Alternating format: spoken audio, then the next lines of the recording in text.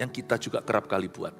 Yang kita kira burnout itu karena pelayanan atau karena pekerjaan, you're very wrong, salah. Pekerjaan, pelayanan tidak membuatmu burnout. Kesibukan juga tidak membuat kita itu jenuh. Tapi out of focus, waktu kita lakukan semua itu fokus kita mulai bergeser. Mesbah kita mulai runtuh, hubungan kita dengan Tuhan mulai goyang. Burnout dimulai dengan sesuatu yang sangat dalam dan tidak ada hubungan sama aktivitas. Anda akan terkejut pula kalau ternyata orang yang jenuh itu juga bisa, namanya kejenuhan juga bisa melanda orang yang pengangguran. Nggak ada hubungannya sama kesibukan.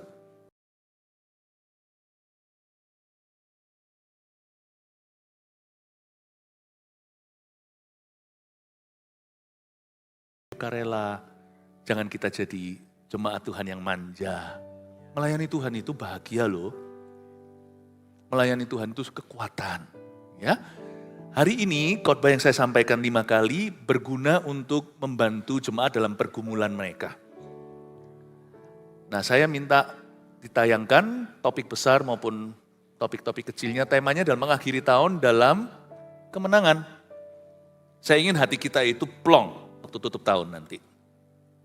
Ikuti ya arus kegerakan rohani di gereja ini, pengembalaan Kristus terjadi.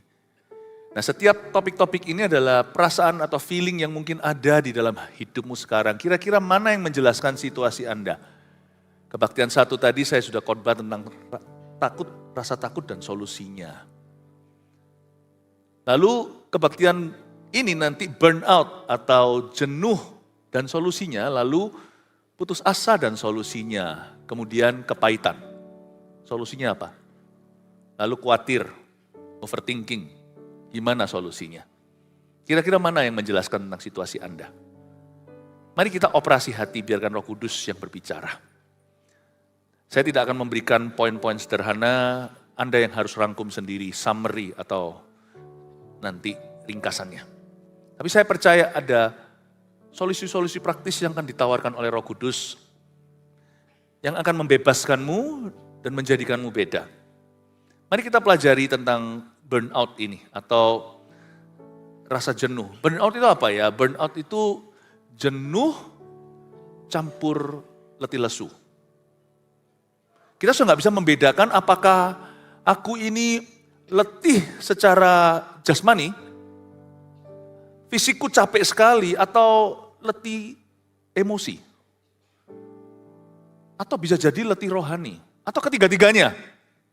Itu jadi lingkaran setan tuh perasaan, yang pasti kita sudah kehilangan gairah. Apa yang dulu merupakan gairahku, rasanya wow berapi-api, biarlah rohmu menyala-nyala, sekarang ya segitulah, ya sudahlah. Di mana kita kehilangan semangat kita? Pasti ada satu titik di mana hidup jadi terbalik. Burnout itu adalah suatu suasana hati yang gak enak. Itu seperti hidup kagak, mati tak segan. Kita seperti berputar seperti roda hamster, pada rodanya itu loh, tikus yang, bukan tikus yang hitam itu, tikus jalanan, tapi tikus yang bagus itu loh, yang muter-muter di rodanya. Itu perasaan dia adalah jebakan loh. Kalau kita masuk ke jebakan itu, kita masuk dalam jebakan musuh. Nah, gimana kita keluar? Ternyata bisa jadi penyebabnya sederhana. Jalan keluarnya sederhana pula. Kita baca dari cerita hidup seorang yang luar biasa urapannya, dia pun tidak lolos jebakan ini, namanya Elia. Karena Elia ini ceritanya panjang, jadi saya akan cut karena waktu kita sangat singkat. Jadi langsung aja 1 Raja-Raja 19 ayat 9 sampai 18, semoga Anda sudah familiar dengan cerita ini, kalau enggak nanti baca versi lengkapnya di Alkitab. Ini cerita langsung Elia sudah pas lagi di goa. Allah menyatakan dirinya pada Elia di Gunung Horeb. Mari kita pelajari tentang burnout dan solusinya ayat 9. Oke? Di sana masuklah ia, yaitu Elia, ke dalam sebuah gua. Dan ia bermalam di situ, maka firman Tuhan datang kepadanya demikian. Apakah kerjamu di sini, hai Elia? Jawabnya, aku bekerja segiat-giatnya bagi Tuhan, Allah semesta alam. Karena orang Israel meninggalkan perjanjianmu, meruntuhkan mesbah-mesbahmu, dan membunuh nabimu, nabi-nabimu dengan pedang. hanya aku seorang dirilah yang masih hidup dan mereka ingin cabut nyawaku. Lalu firman-Nya, keluarlah dan berdirilah di atas gunung itu di hadapan Tuhan. Maka Tuhan lalu angin besar yang kuat yang membelah gunung-gunung dan memecahkan bukit batu mendahului Tuhan, tapi enggak ada Tuhan dalam angin itu. Dan sesudah angin itu datanglah gempa, tapi tidak ada Tuhan dalam gempa itu. Dan sesudah gempa itu datanglah api, tapi tidak ada Tuhan dalam api itu. Dan sesudah api itu datanglah bunyi angin sepoi-sepoi basah. Segera sesudah Elia mendengarnya, ia menyelubungi mukanya dengan jubahnya, lalu pergi keluar dan berdiri di pintu gua itu. Maka datanglah suara kepadanya yang berbunyi, apakah kerjamu di sini, hai Elia? Jawabnya, aku bekerja segiat-giatnya bagi Tuhan Allah semesta alam, karena orang Israel meninggalkan perjanjianmu, meruntuhkan mezbah-mezbahmu, dan membunuh nabi-nabimu dengan pedang. Hanya aku seorang dirilah yang masih hidup, dan mereka ingin mencabut nyawaku. Firman Tuhan kepadanya, pergilah, kembalilah ke jalanmu melalui padang gurun ke Damsyik, dan setelah engkau sampai, engkau harus mengurapi Hazael menjadi raja atas Aram, juga Yehu cucu Nimsi haruslah kau urapi menjadi raja atas Israel, dan Elisa bin Safat dari Abel Meholah harus kau urapi menjadi nabi menggantikan engkau.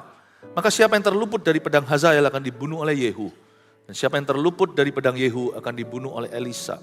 Tapi aku akan meninggalkan 7.000 orang Israel di Israel, yakni semua orang yang tak sujud menyembah Baal dan mulutnya tidak mencium dia. Mari kita bahas tentang Elia. Kalau dia bisa kena virus burnout, kita juga.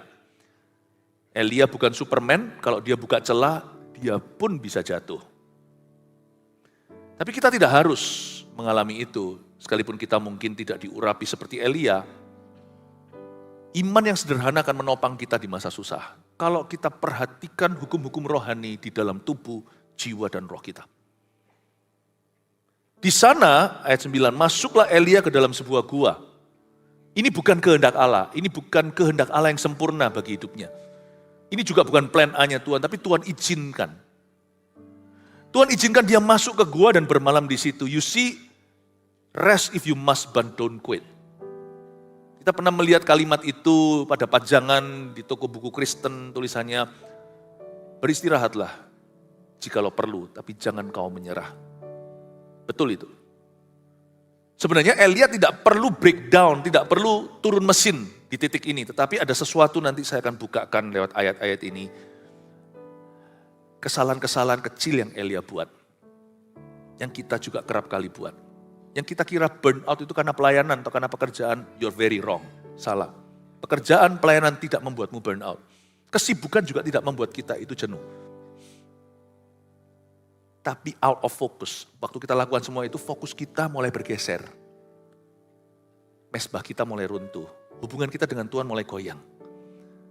Burnout dimulai dengan sesuatu yang sangat dalam dan tidak ada hubungan sama aktivitas.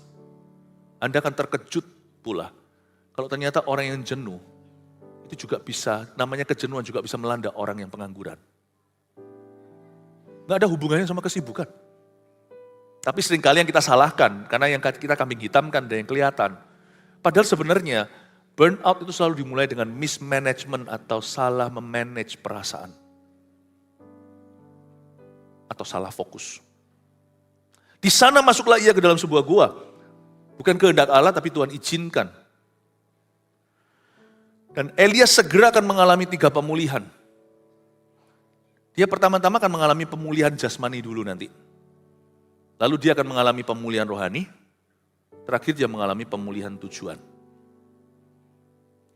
Dari cara malaikat di ayat-ayat sebelumnya yang kita tidak bahas, di pasal yang sama, pasal 19. Elia itu saya asumsi dan saya rasa tidak akan jauh dari kecurigaan saya. Elia mulai tidak balance, tidak seimbang hidupnya. Dia kerja keras iya. Tapi dia makan, tidur sudah gak keruan. Makanya itu, perintah malaikat yang pertama kepadanya adalah, bangunlah, makanlah. Dikasih roti bakar sama Tuhan. Saya gak tanya selainnya apa, gak ditulis di Alkitab, gak usah imajinasi. Roti bakar dan dikasih air. Gak dikasih macam-macam manis-manis. Tuhan suruh dia jaga fisiknya. It's very important, penting sekali. Perkara rohani itu juga terpengaruh dengan jasmani kita. Karena kita masih tinggal dalam tubuh ini, makanya itu jaga tubuhmu, badanmu sebagai bait suci, bait Allah. Sekalipun Tuhan punya rencana dalam roh yang luar biasa, kalau kita mati, rencana itu berhenti. Karena Tuhan tidak pakai arwah. Tapi dalam menjaga kesehatan, jangan kau berhalakan. Karena orang yang jaga kesehatan setengah mati juga gak tentu tua baru mati. Hidup mati di tangan Tuhan. Fokus ke Yesus. Tanggung jawab kelola semua talenta termasuk tubuhmu. Waktu tidur ya tidur, waktu makan ya makan. Tuhan suruh dia tertib, tapi lebih dari itu menurut saya, Elia ini mulai jam doanya terganggu.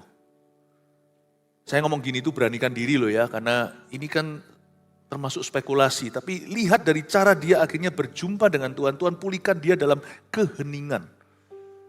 Keheningan cipta yang sesungguhnya adalah berdiam diri di kaki Tuhan. Dia dipulihkan dalam ketenangan. Elia ini saking rajinnya, dan dia super sibuk, dia ini Marta. Dia lupa kadang-kadang perlu jadi Maria. Duduk diam di bawah kakimu, itulah kerinduanku. Seperti Maria, memilih yang terbaik. Ku ingin, itulah saya lupa lagunya.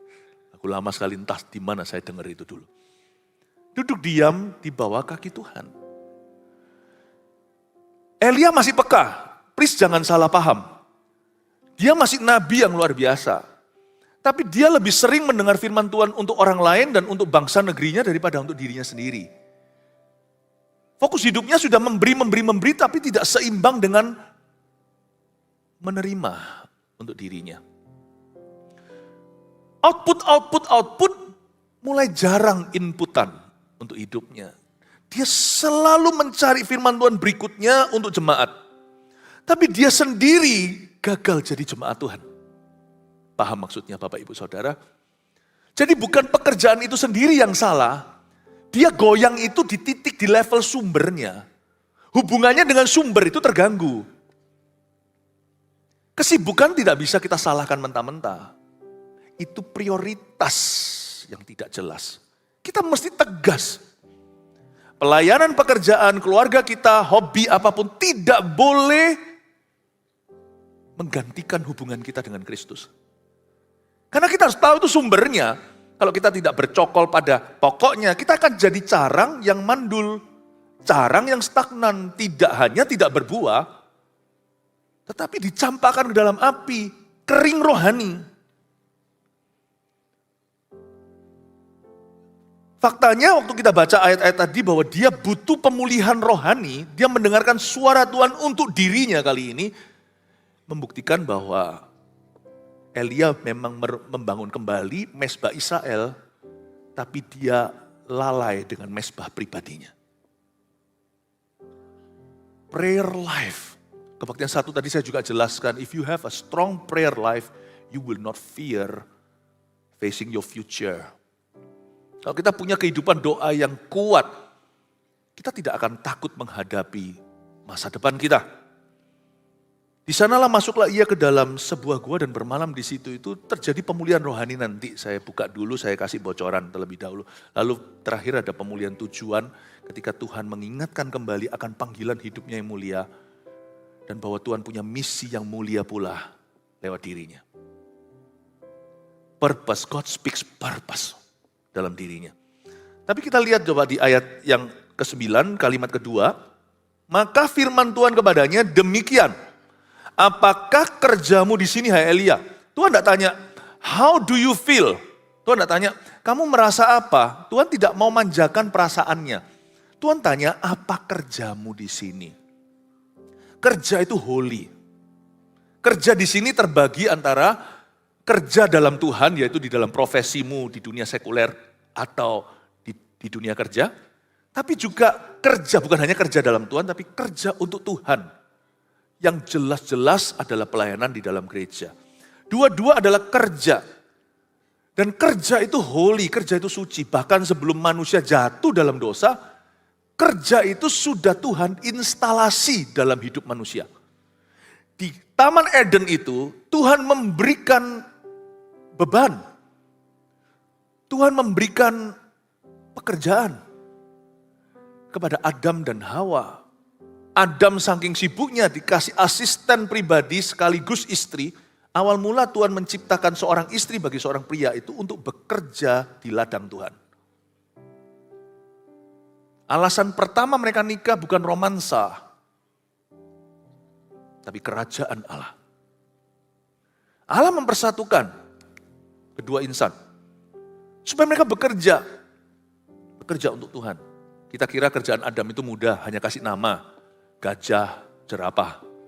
Bukan, tapi juga memetakkan bumi, apa bagian apa, itu penuh dengan organisasi, administrasi, dan hikmat di lapangan.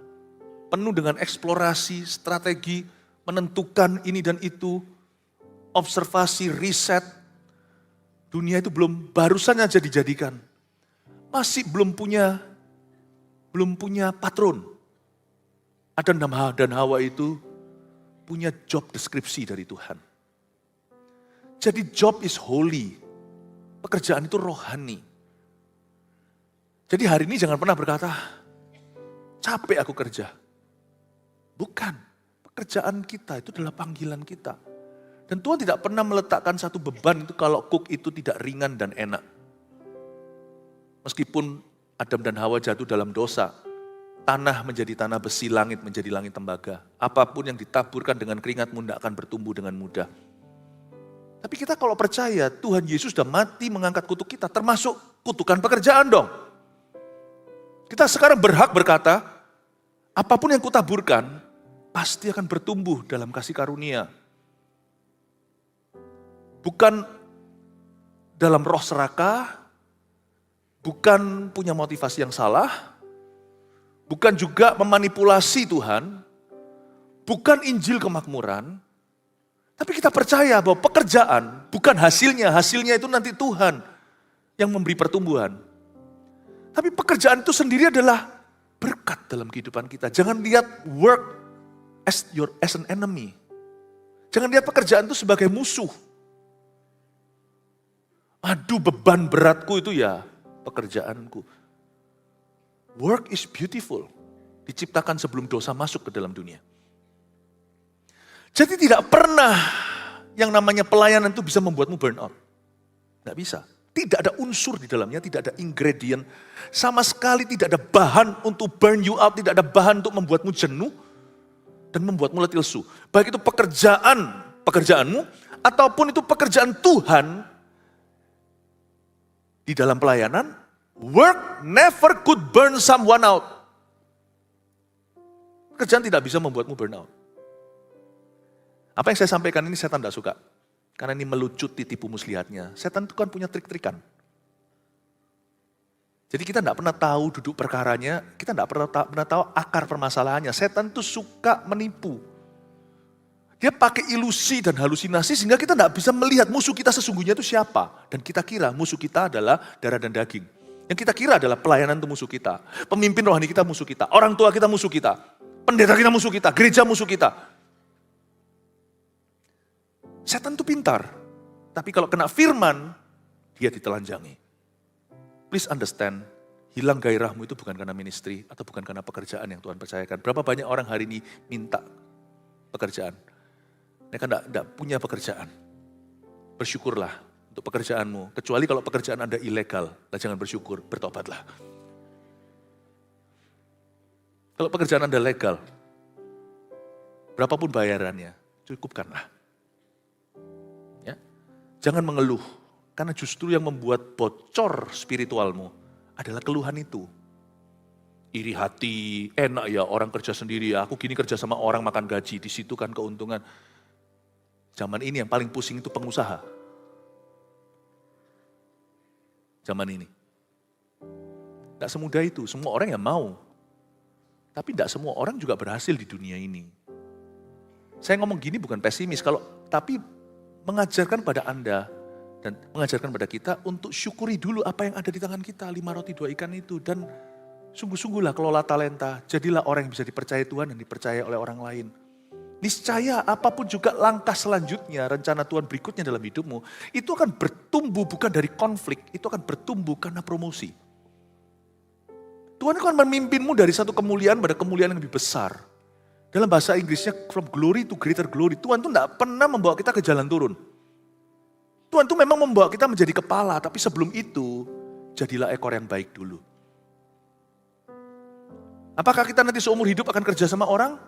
Why not kalau itu panggilan? Apakah suatu hari kita akan kerja sendiri? Why not kalau memang Tuhan yang membuka jalan? Apapun itu juga, jangan lihat berkat orang lain lalu ingini. Kenali panggilanmu hari ini dan bersukacitalah karena Tuhan, maka Tuhan akan memberikan apa yang diinginkan oleh hatimu. Seringkali adalah mata yang tidak disiplin yang membuat hati bocor spiritnya. Orang-orang yang iri hati, cemburu sama berkat orang, dan yang selalu melihat diri sendiri sebagai belalang. Dan apa saja yang dia lakukan, dia selalu merasa Tuhan itu kurang. Apakah kerjamu di sini, hai Elia? Pertanyaan ini sharp. Diulang 2 kali nanti di ayat-ayat berikutnya. What are you doing here? Tuhan ingatkan pada Elia bahwa dia sudah keluar dari jalur yang benar. Hatinya sudah tidak di posisi yang tepat. Elia sudah kehilangan fokus. Dengan kata lain dalam bahasa Inggrisnya kira-kira gini, komentar Yesus. You are out of step with me. You are out of place with me. Elia, what are you doing here? Apa yang kamu lakukan di sini? Tuhan bilang, kamu harusnya kerja ini.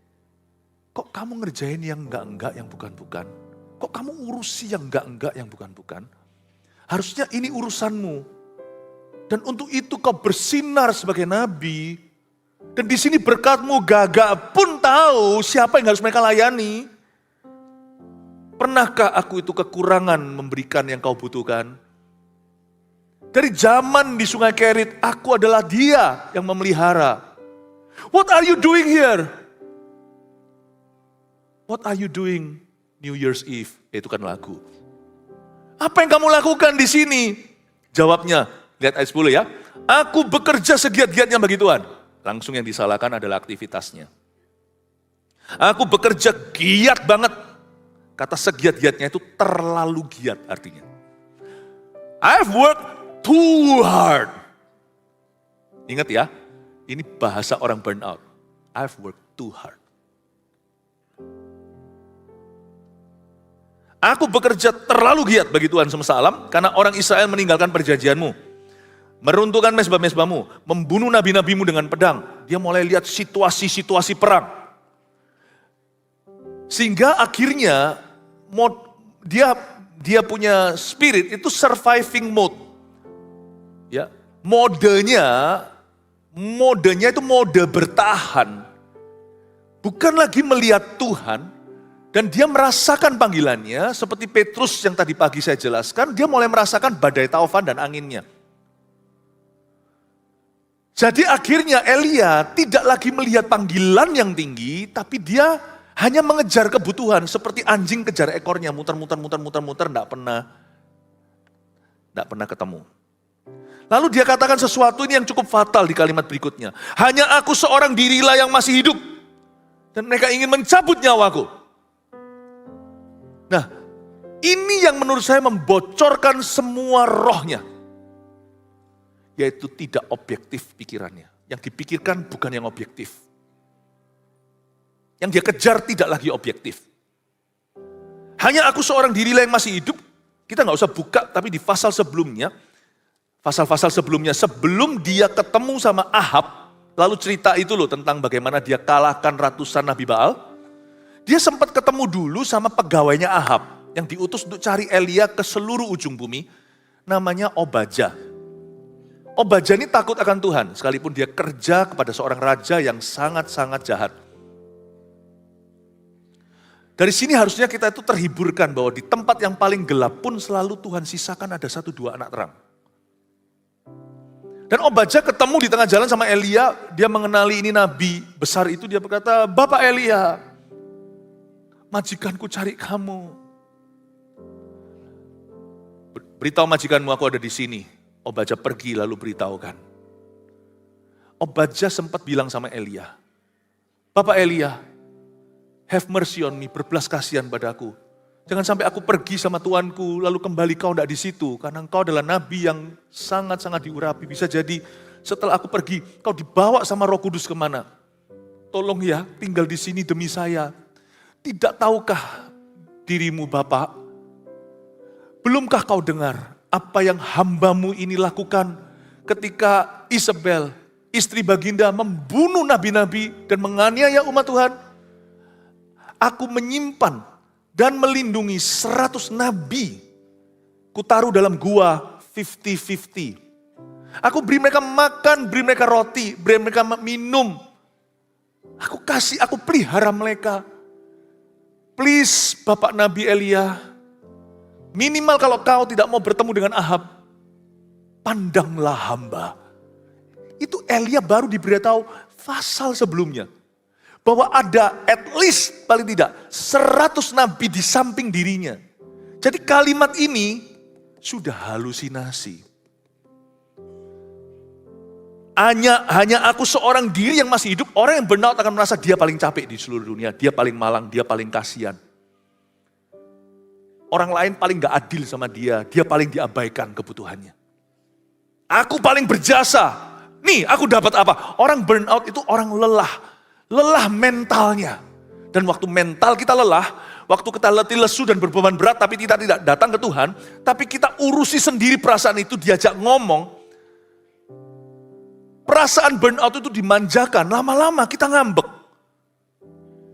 Kita sumpek, bahasa orang Surabaya bilang gitu ya. Kita mulai kesel hati kita. Dan orang yang burnout mulai tidak objektif pikirannya. Hanya aku seorang diri yang masih hidup. Dan itu pun mereka ingin mencabut nyawaku. Hello Elia. Baru 1-2 pasal sebelumnya. Diberitahukan langsung kepadamu. Ada 100 nabi disembunyikan Obadja. Plus Obadja masih ada 101 yang kau tahu. Yang setia setengah mati-mati. Itu adalah die hard-nya Tuhan. Orang-orang yang tidak akan mencium kaki bal. You're not the only one. You're not the only one tired. Kamu bukan satu-satunya yang capek. Kamu bukan satu-satunya yang dianiaya. Kamu bukan satu-satunya yang bayar harga. Tapi kalau kita burn out, kita tidak bisa lihat lagi kebenaran. Kita izinkan perasaan kita memerintah. Kalau feeling kita yang jadi pemimpin hidup kita sedang dalam bahaya. Karena kita sangat tidak objektif. Apalagi kalau kita izinkan yang namanya self-pity. Mengasihani diri sendiri itu mulai grogotin kita dari dalam. Habislah kita tidak perlu setan untuk mengalahkan kita. When self-pity enters your heart, waktu rasa mengasihani diri sendiri mulai menguasai jiwamu, disitulah segala macam tipu daya iblis, semua dusta mulai masuk di dalam jiwamu. Dan bukannya kita keluar dari burnout itu, biasanya orang burnout berujung menyerah dan meninggalkan Tuhan. Mungkin dia tidak meninggalkan Tuhan karena dia tahu kebenaran. Tapi yang pasti dia akan meninggalkan tujuan Tuhan dalam hidupnya. Tujuan tertinggi. Dia akan mulai kehilangan purpose, kehilangan tujuan Tuhan. Bukan setelah dia kehilangan gairah. Dan setelah dia kehilangan gairah dan tujuan itu, disitulah iblis masuk mencuri semua berkatnya. Membunuh dan membinasakan hidupnya. Elia berkata, hanya aku seorang diri yang masih hidup. You are wrong. Tahukah bahwa tidak semua yang kita rasakan itu benar? Meskipun waktu kita merasakannya, kita rasa ini seperti kebenaran. Dari segala sesuatu yang perlu kita uji. Apalagi di masa-masa kita letih. Yang paling perlu kita uji adalah perasaan kita sendiri. Test your feeling. Don't just believe your feeling. Jangan percaya perasaan. Kita hidup bukan oleh perasaan, tapi oleh iman pada kebenaran. Itulah sebabnya ketika kita burn out, harusnya kita semakin datang ke hadirat Tuhan dan semakin mencari firman Tuhan. Orang kalau burnout itu ya nggak usah kita itu baca ayat banyak-banyak dulu. Tapi kita bisa mulai dengan ayat-ayat terlebih dahulu. Kita pegang itu. Memorize it. Waktu saya merasa letih secara rohani, kalau saya hampir-hampir di titik itu, atau secara fisik, saya tidak tahu apakah keluarga saya memperhatikan itu enggak ya. Saya akan lama-lama di bilik doa saya. Saya ambil waktu berjam-jam untuk merenungkan firman Tuhan. Dan untuk jam start, untuk mulai itu tidak bisa dengan ayat-ayat berat. Saya pakai ayat-ayat yang betul-betul menghibur hatiku. Ayat-ayat yang mengingatkan aku tujuan hidupku. Ayat-ayat yang membuat saya memandang Tuhan lebih sungguh. Ayat-ayat yang bisa mengentas semua kecemasan. Saya mulai dengan ayat-ayat itu. Saya selalu mulai dengan ayat-ayat intro dulu. Untuk bisa membypass pikiran saya yang penuh. Itu trik saya. Semoga itu jadi solusi buat Anda. Karena kita semua termasuk Elia pasti pernah menghadapi yang namanya letih. Tapi puji Tuhan, tidak pernah Tuhan izinkan dalam hidup saya kesaksian, tidak pernah Tuhan izinkan saya sampai di titik gua. Saya selalu ada titik balik. Bapak Ibu Saudara, perasaan ini valid. Dan kalau Anda alami ini, Anda jangan merasa orang gagal. Bayangin orang sekali berelia aja alami. Ini perasaan yang nyata. Kalau Anda ngalami seperti ini, ada baiknya introspeksi lalu kalau perlu buka diri untuk dilayani. Seperti Paulus berkata, doakan aku, pray for me. Tuhan tidak suruh kita menghadapi hidup ini sendirian. Tuhan sudah sediakan kepada kita satu set teman orang-orang yang sungguh-sungguh dari Tuhan. Tidak semua orang di hidupmu itu dari Tuhan. Ada orang-orang yang figuran, ada orang-orang yang ada di dalam hidupmu itu karena setan. Nah itu kita harus hindari, kecuali mereka bertobat.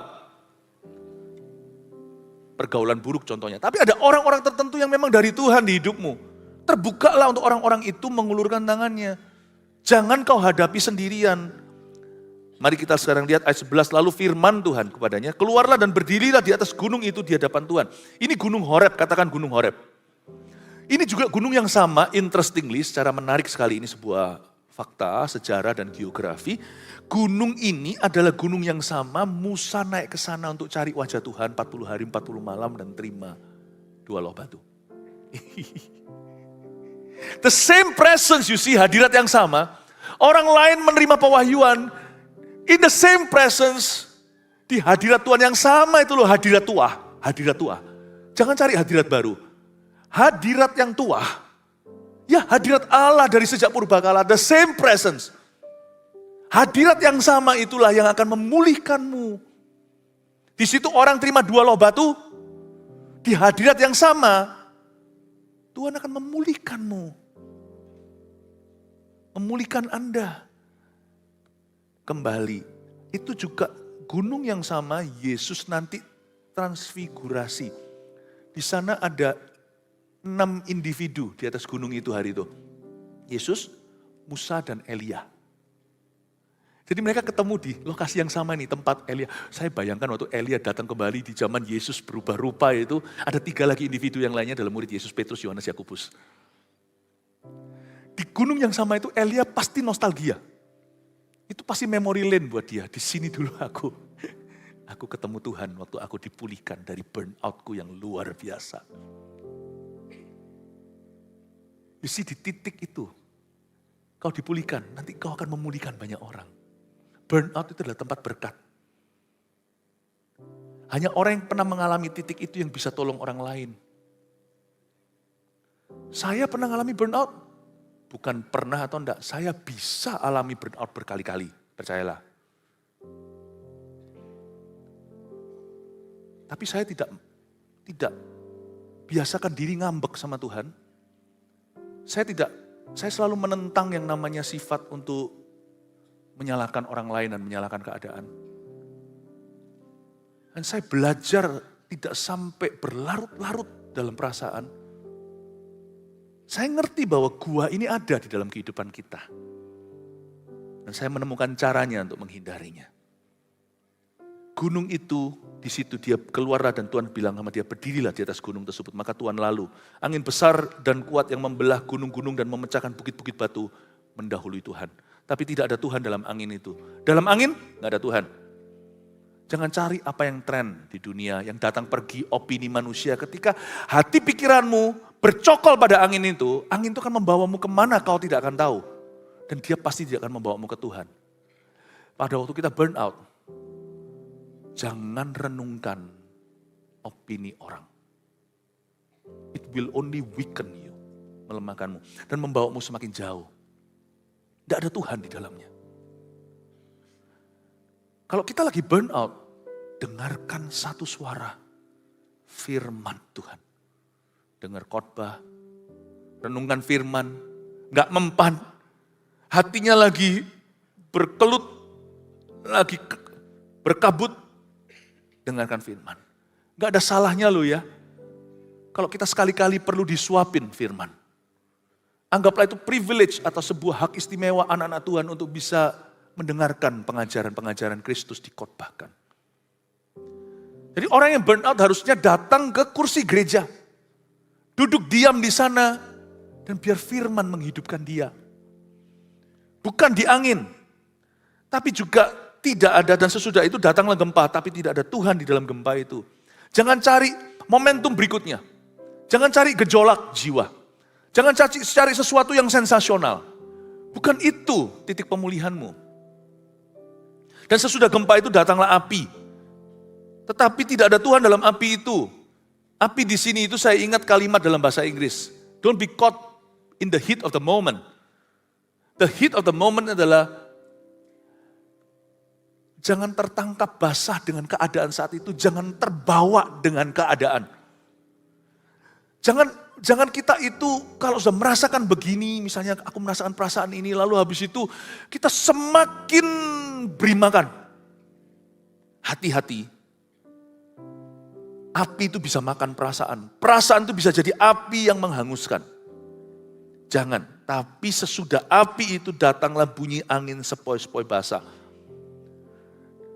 Apa itu angin sepoi-sepoi basah? Itulah hubungan pribadi dengan Tuhan. Angin sepoi-sepoi basah di sini adalah membangun hubungan dengan Tuhan dalam ketenangan. Saat saya ingat ayatnya di Yesaya, tapi kamu enggan, kamu ingin naik kuda cepat. Kamu lari kencang dan malah hilang. Justru dalam bertobat, dalam tinggal tenang, terletak kekuatanmu. Ingat ayat itu? It is in silence. Dan mendengarkan the gentle voice of Jesus. Mendengarkan suara Tuhan yang lemah lembut. Segera sesudah Elia mendengarnya ayat 13, ia menyelubungi mukanya dengan jubahnya. Elia tahu bahwa ada Tuhan di dalam angin sepoi basah. Lalu ia pergi keluar dan berdiri di pintu gua itu. Maka datanglah suara kepadanya yang berbunyi, luar biasa. Suara itu tetap sama. Apakah kerjamu di sini, hai Elia? Bukannya orang itu kalau lagi burn out beritahu, ya udah ya nggak apa-apa, kamu istirahat. Karena kalau orang sudah rasa dirinya too much, udah keterlaluan dia berkorban.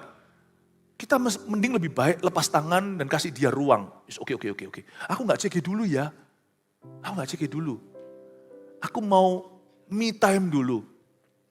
Aku gak pelayanan dulu ya. Loh ya gak apa-apa, gak ada yang memaksa daripada kalau hatinya terpaksa ya kan. Cuman izinkan saya dari mimbar ini mengingatkan kalau itu bukan solusinya. Karena waktu Tuhan ketemu Elia, Tuhan gak berkata, ya sudah gak apa-apa. Kamu perlu berapa waktu? Tuhan berkata, apa kerjamu? Wow, very powerful. Tuhan membenarkan kesalahpahaman Elia. You think your ministry burns you out? You burn yourself out. Kau kira pelayanan itu yang membuatmu burn out? Jenuh? Berarti lesu? Bukan. Tapi kau sendiri yang membakar dirimu. Dengan kata-kata seperti, aku sendirian Tuhan. Aku tinggal seorang diri. Nah kata-kata itu yang membuat pesawat itu dari orang-orang yang melihat dari bawah, loh kok tiba-tiba ada gas. Tiba-tiba seperti ada cairan keluar dari pantat pesawat. Terjadi kebocoran bahan bakar. Dari mana kebocoran itu? Tuhan beritahu. Itu bukan dari pelayananmu. Pelayanan itu justru kekuatanmu. Pekerjaanmu itu justru memberimu tujuan. Itu tidak membakarmu. Itu loh yang membocorkan pengakuanmu yang salah, aku sendirian. Padahal faktanya tidak demikian dan kamu tahu loh. Perasaanmu itu menguasai akal sehatmu. Sehingga yang kau utarakan itu hatimu sendiri tahu itu nggak betul tapi diutarakan terus. Itu yang membuat bocor bahan bakarmu. Makanya itu penting sekali, if you've got nothing to say, kalau kita tidak tahu mau ngomong apa, lebih baik jangan ngomong apa-apa. Karena perkataan itu bisa membenarkan kita, perkataan juga bisa membocorkan karunia Tuhan. Amin Bapak Ibu. Itu loh yang membuatmu jadi lemah, semakin lemah. Oh iya ya. Penting sekali kita harus, kalau kita mendapatkan faktanya betul dulu, carilah kebenaran terlebih dahulu. Kalau kita belum pasti sesuatu, jangan konklusi. Karena itu yang membuat kita terseret masuk ke dalam jebakan. Bukan hanya perkataan, tapi menurut saya lifestyle gaya hidup Elia mulai tidak benar. Dia nggak berdosa, dia tetap nabi yang setia. Elia tidak ada skandal. Nanti ketemu sama Tuhan Yesus. Ya, ratusan generasi demikian. Kemudian dia ketemu Tuhan. Di gunung yang sama. Tapi kita mengerti sekarang bahwa pekerjaannya dan pelayanannya bukan itu yang membuat dia jenuh. Tuhan berkata sama dia, apakah kerjamu di sini? Tapi lucunya kalau Anda baca di ayat yang 13, Tuhan suruh dia keluar. Lalu pergi keluar, meskipun waktu di dalam tadi gua, firmannya sama loh, ngapain keluar? Coba kadang-kadang kita berpikir, Tuhan ini hikmatnya apa? Waktu di dalam gua tadi, Tuhan juga firmannya sama, apa kerjamu di sini? Tapi waktu dia keluar, meskipun Tuhan kasih pertanyaan yang sama, tapi ada kelanjutannya. Selama kau masih di dalam gua, aku gak bisa wahyukan lebih. Kalau kamu memang mau istirahat, istirahatlah, aku pulihkan kamu secara rohani, dan kamu juga bisa pemulihan secara jasmani. Tapi tunggu sampai kamu sudah selesai bosan dengan episode burnoutmu ini. Waktu kamu keluar dari gua, baru aku akan wahyukan lebih. Di dalam gua, Tuhan berkata sama dia, apa kerjamu? Di luar gua, Tuhan ngomong yang sama. Apa kerjamu? Tapi continue di ayat 14. 14 dia masih ngeluh sih. Ayat 15. Ayat 14 adalah ayat yang diabaikan Tuhan tapi ditulis dalam firman. Coba lihat ayat 14. Jawabnya. Apakah aku kerja segiat-giatnya bagi Tuhan? Allah semesta alam. Karena orang Israel meninggalkan perjanjianmu, meruntuhkan mezbah-mezbahmu dan membunuh nabi-nabimu dengan pedang. Hati-hati apa yang kau katakan lama-lama jadi kebenaran. Diucapkan ini ternyata ditanya pertanyaan yang sama. Jawaban Elia nggak beda. Tetap yang tadi-tadi. Seolah-olah hafalan padahal dia nggak hafal apa-apa. Itu sudah menjadi daging darah. Apa yang kau akui dengan mulutmu lama-lama jadi fakta. Jadi kebenaran. Dan waktu ditanya sama Tuhan lagi, harusnya kalau Tuhan tanya 2 kali itu Tuhan mengharapkan jawaban yang beda. Tapi jawabannya sama. Coba Anda compare ini dengan jawaban dia ke-1. Persis plek, ciplakan, aku bekerja segiat-giatnya. Aku bekerja too much, terlalu giat. Orang Israel meninggalkan perjanjian. Runtuhkan mezbah, bunuh nabimu, lalu masih dikontinu lagi. Hanya aku seorang diri yang masih hidup dan mereka ingin mencabut nyawaku. Persis. Ayat 14 ini untungnya Tuhan tidak tegur dia. Tuhan itu lemah lembut, Tuhan itu tidak keras. Apalagi Tuhan tahu hambanya capek. Meskipun salahnya sendiri Tuhan berbelas kasih. Tuhan tidak ngomong, ngomong apa sih lu? Tuhan tidak begitu. Ayat 15 coba lihat ya. Tuhan bypass. Tahukah Anda tidak ada firman untuk tantrummu? Pernah rasa enggak? Kita dalam gereja kok Tuhan ngomong itu terus-terus. Kita mau lari. Jangan larilah. Lari juga percuma akan buang waktu. Kalau lari nanti kemanakah aku dapat pergi menjauhi rohmu, malah kejar-kejaran sama Tuhan. Ya, kalau Tom and Jerry tidak mempan, Tuhan kirim paus. Tanya sama Yunus. Paus itu bukan ikan sungguhan nanti dalam hidup kita. Itu pasti ada suatu hal yang Tuhan izinkan untuk menarik kita kembali. Ngapain sih buang-buang waktu Tuhan?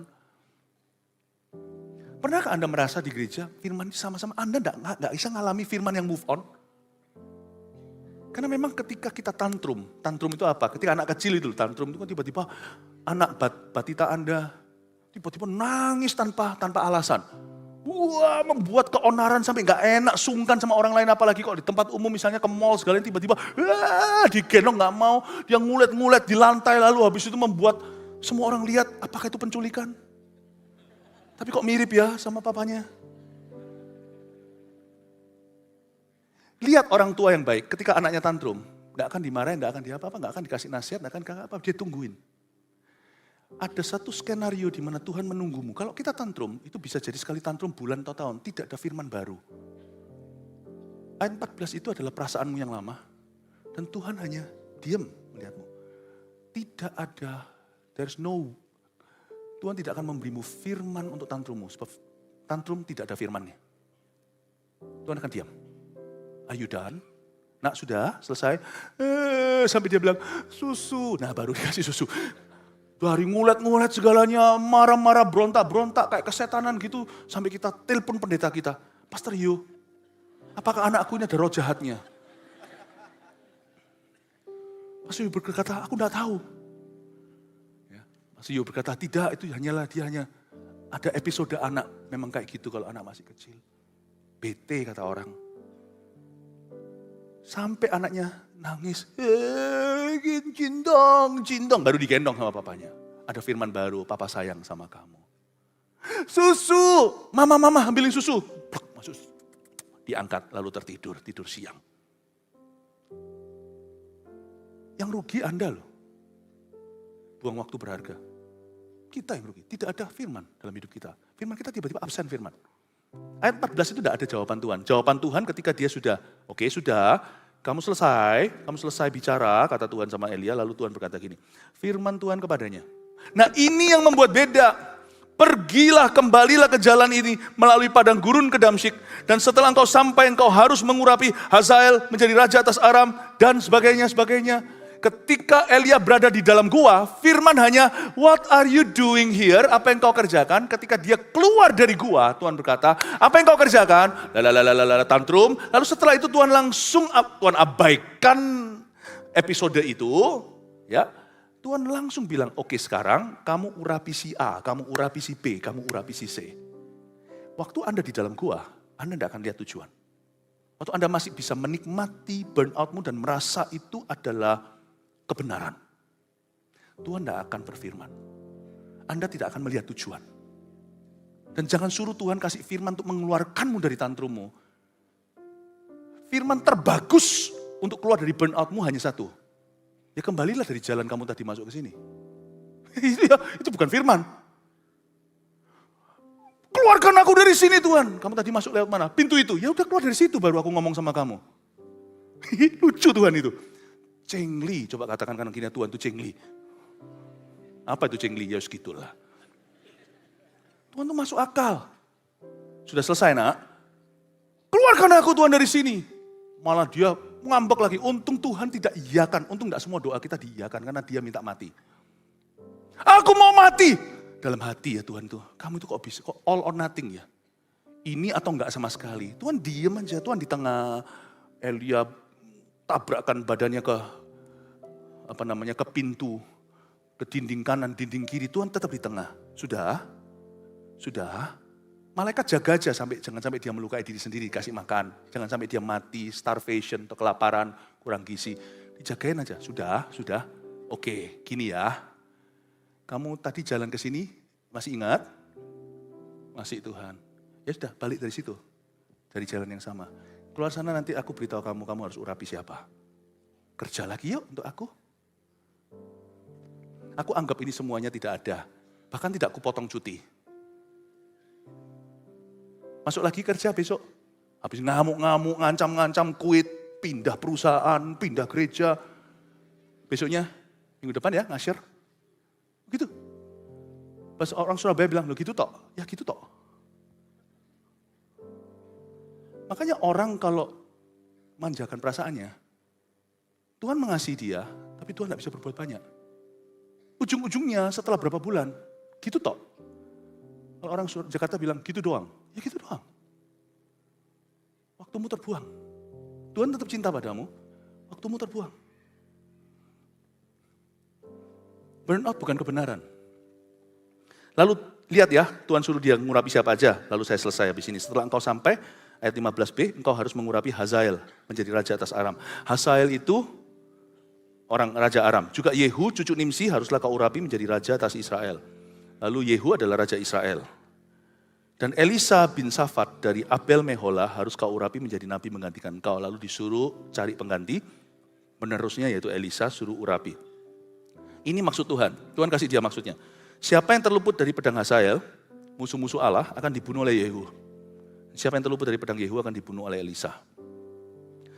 Jadi Tuhan beritahu sama dia, aku kasih kamu klien-klienmu, target-target pelayanan dan pekerjaanmu.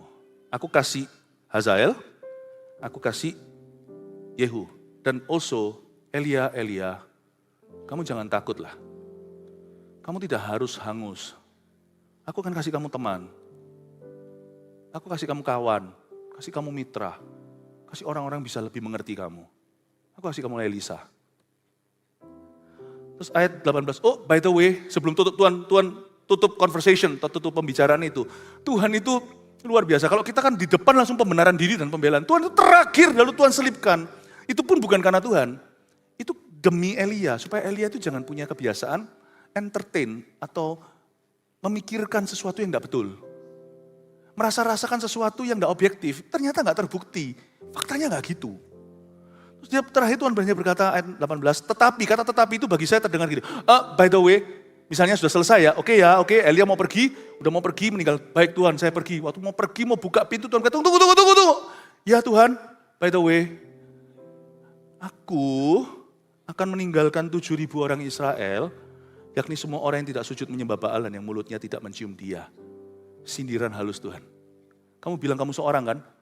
Dia bahkan tidak singgung kata-kata Obadja yang dia jelas-jelas dengarkan. Ada 100 orang 50-50 di 2 gua.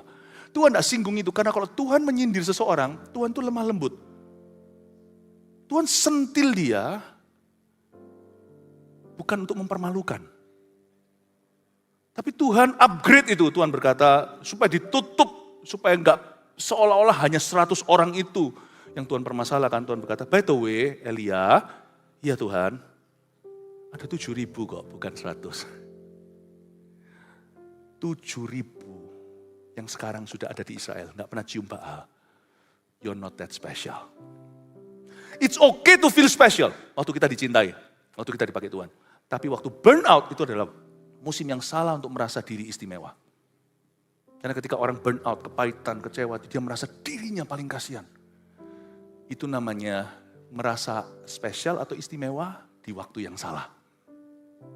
Pada waktu kita terpuruk dalam masalah, kita berada di titik bawah, jangan pernah merasa diri istimewa. Ada ayatnya di Perjanjian Baru berkata bahwa saudaramu seiman di seluruh dunia ngalami yang plek sama dengan kamu. Nothing special with you, nothing special with me. Ya, amin Bapak Ibu Saudara. Jangan burn out, keluar dari sana. Tuhan menunggumu, pastor-pastormu juga akan menunggumu. Mau 7 tahun pun tak tunggu, kalau ada yang burn out di sini. Tapi bahasa Surabayanya lagi, eman 7 tahunmu. Sayang sekali, saya buka satu kartu dengan ini saya selesai. Di akhir hayat Elia, dia diangkat. Dari 3 tugas ini, dia selesaikan sepertiga, dia kehabisan waktu. Dia hanya sanggup mengurapi Elisa. Elisa yang nanti mengurapi Yehu dan ya sama saja akhirnya diurapi, dilanjutkan oleh penerusnya. Tetapi harusnya pesan ini kan ke Elia. Dia gak sempat waktu itu. Hanya sehari perjalanan ke padang gurun.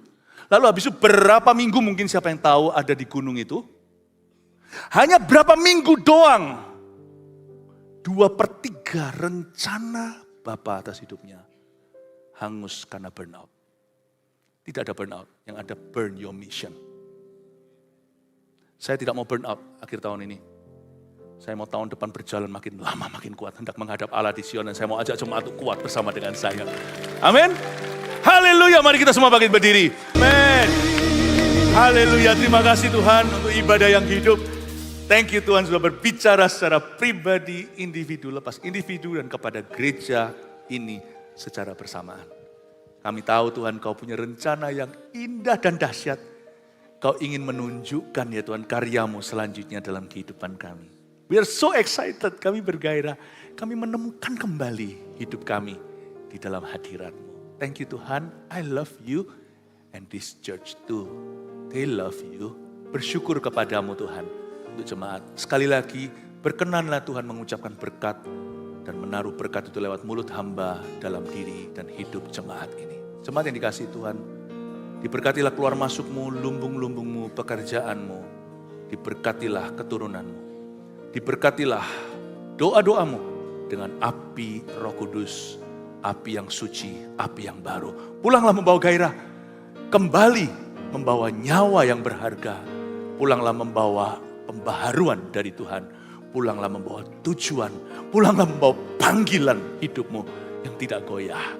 Bawalah damai sejahtera dari Allah Bapa, Putra dan Roh Kudus dalam nama Yesus. Amin. Selamat siang.